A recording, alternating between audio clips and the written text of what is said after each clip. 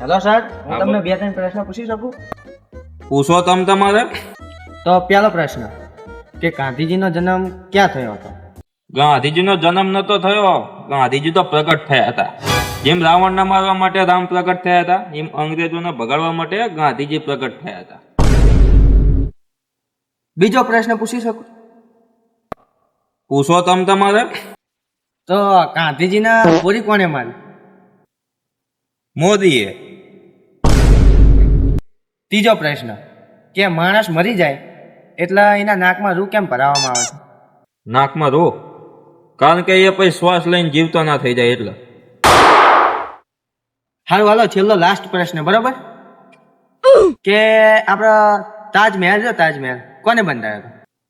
વડા આ મારું ઘર કોને બનાવ્યું એ મને નહીં ખબર. તાજમહેલ છે ખબર હોય.